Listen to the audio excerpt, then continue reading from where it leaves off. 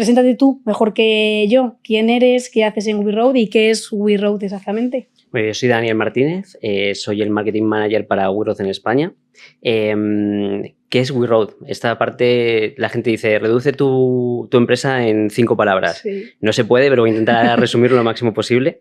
Lo que hacemos son viajes en grupo con una segmentación generacional. Viajamos solo con público millennial, RZ, entre 25 y 49 años, y lo hacemos con 3 pilares. Primero, más o menos en el mismo rango de edad, son grupos de 25 a 35 y de 35 a 49. Vale. El segundo, nosotros lo llamamos con segmentación en Travel Moods, porque tú entras en la web y cuando ves los itinerarios hay unos gráficos. Entonces te indican si ese viaje es más de naturaleza, de cultura, de relax y playa o más de posibilidad de fiesta, por ejemplo.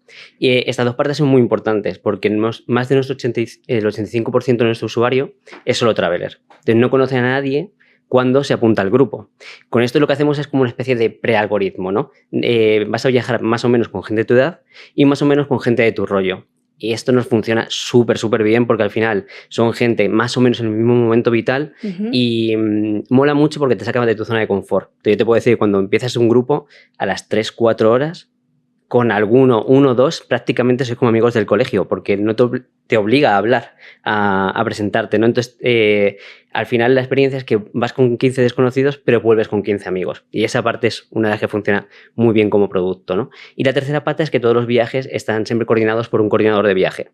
Los coordinadores no son oficiados en turismo, ¿vale? Son gente, por ejemplo, como tú, que tienes tu trabajo por cuenta ajena y en tus vacaciones decides viajar como coordinadora de viajes de WeRoad. Vale. Hay un proceso de selección y de formación. De hecho, cada vez hay más. Esta figura está funcionando muy bien. Tenemos lista de espera de 1 año y para que te hagas una idea, se selecciona como un 15% de la gente que aplica. Entonces, lo bueno de estos coordinadores de viaje es que son, digamos, el viajero que... como el amigo que se come el marrón, ¿vale? Es el que lleva la parte logística del turno, vale. es el ambasador de la marca de forma offline durante el viaje y muchas veces es la primera vez que va al destino también con el grupo. Y esta parte parece una tontería, pero es vital, porque tú imagínate, no es lo mismo ir el que va a Jordania y ve a Petra por primera vez, pues lo mismo si es tu primera maravilla del mundo, llevas un hype aquí arriba.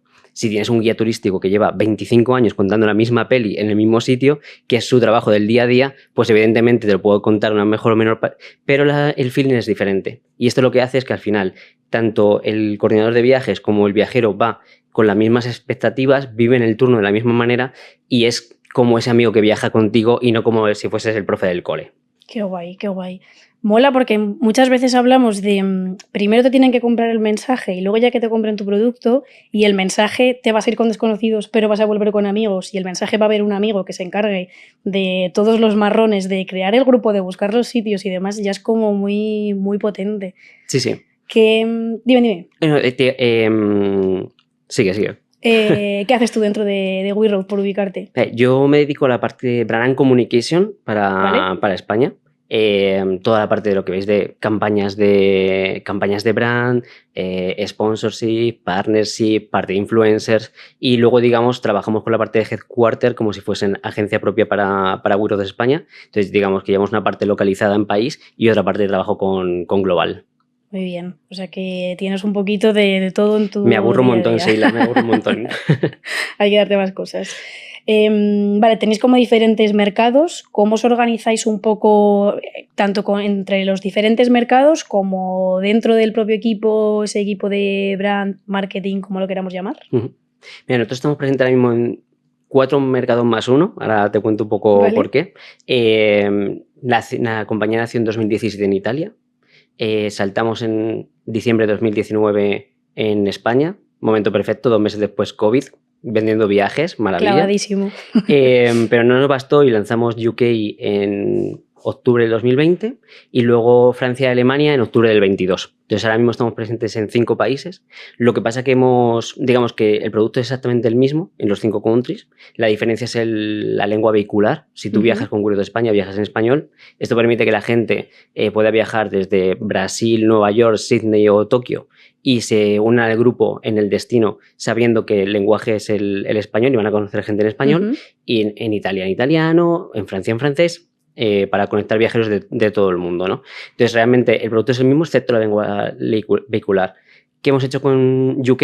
Al final, el objetivo con UK es que es el inglés. Es decir, realmente mucha gente a nivel mundial habla en inglés y no hemos querido cerrarnos solamente en el mercado, digamos, angloparlante, sino en cualquier persona que esté viviendo en cualquier parte del mundo que quiera conocer gente a través del inglés. Entonces, ahora UK lo hemos convertido en .com y vendemos a nivel mundial viajes en inglés. Aquí es el único punto de la compañía donde estamos haciendo una city strategy en vez de country strategy. Vale. Pero esto es como lo tenemos organizado.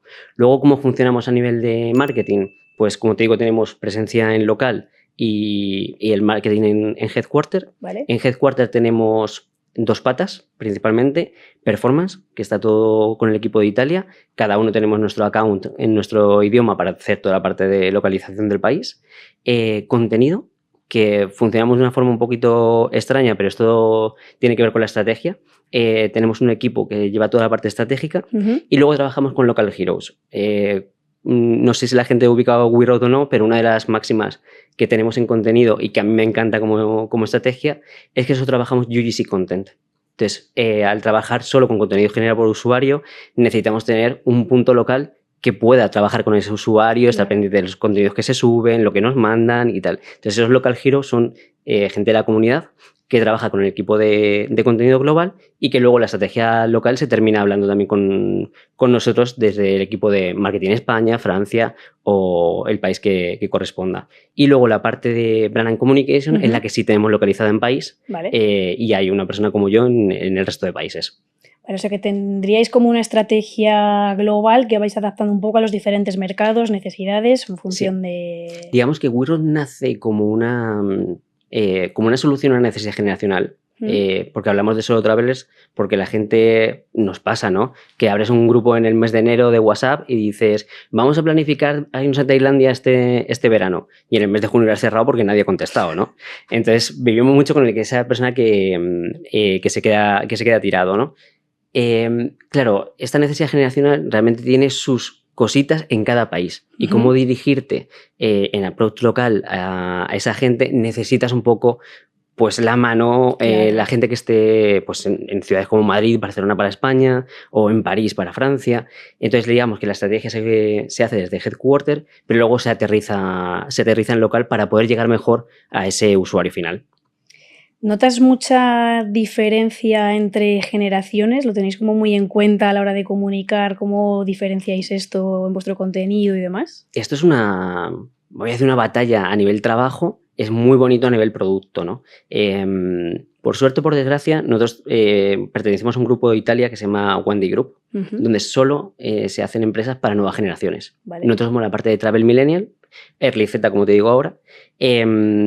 Y es verdad que había un cierto miedo, ¿no? Porque cuando nace la compañía, nace solo para millennials, pero claro, nos hacemos mayores.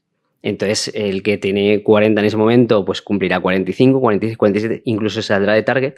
Y por debajo, habrá un momento en el que ya no son millennials, sino que son Early Z, que es lo que estamos trabajando ahora.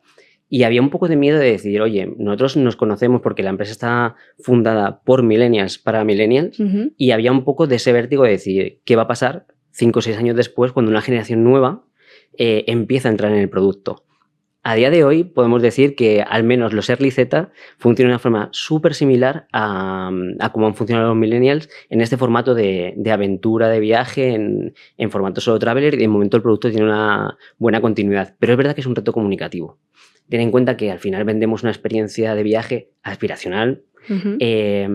La soledad creo que es una de las pandemias de nuestro siglo, y esto no pasa solo en los millennials, pasa en los Z, pero también pasa en generaciones anteriores. Entonces, mucho del usuario que se te acerca por encima de 50 años, claro, la comunicación es negativa para él, porque le ha podido molar mucho el vídeo que has puesto de ese viaje que se quiere hacer, y de repente, porque tú eres un producto generacional, le dejas fuera, ¿no?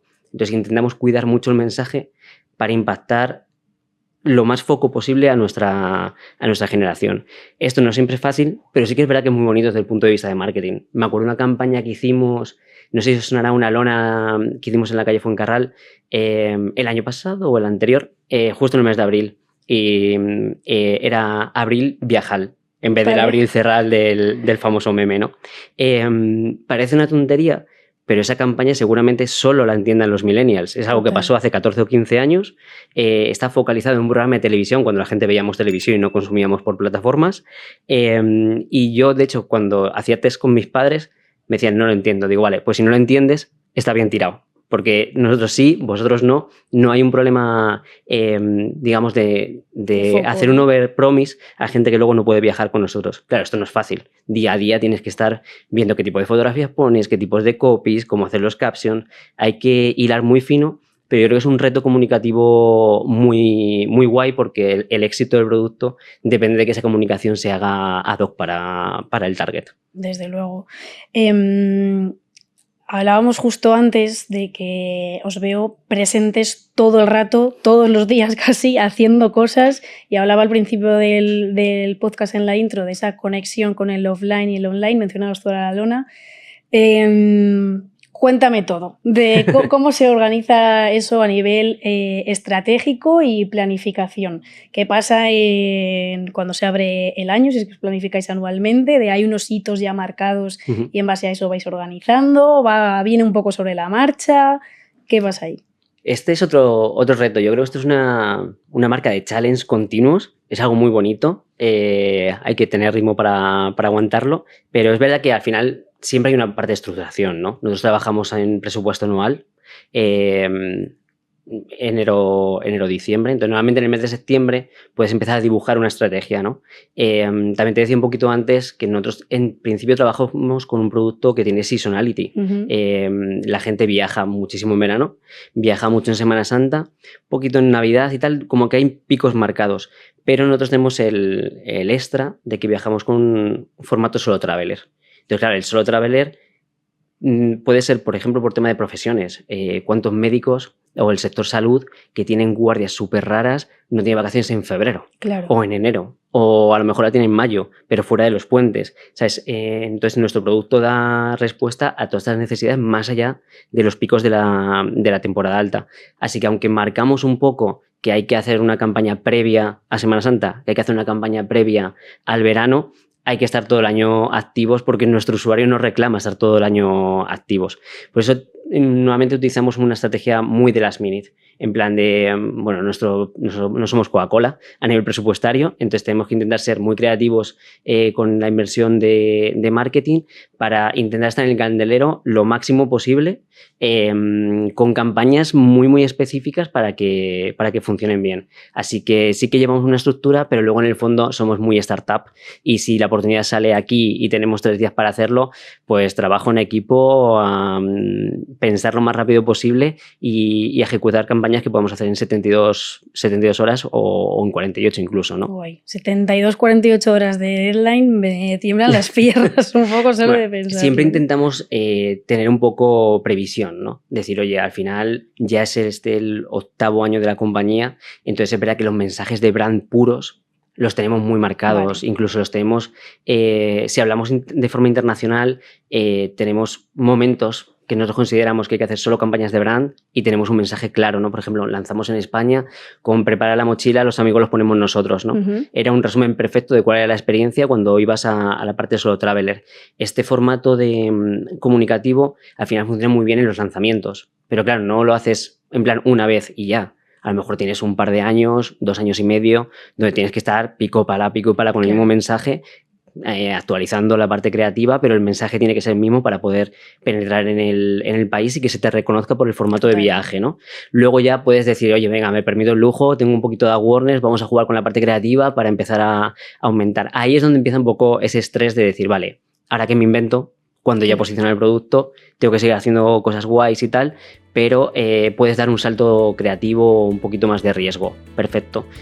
Siempre vas a compaginar la parte de brand con la parte más creativa para tener un poquito más de ruido y empiezas a jugar con deadlines más cortitos, pero la primera parte siempre intentamos que sea lo más suave posible. Está bien un poquito de adrenalina. Sí, hombre, de vez en cuando.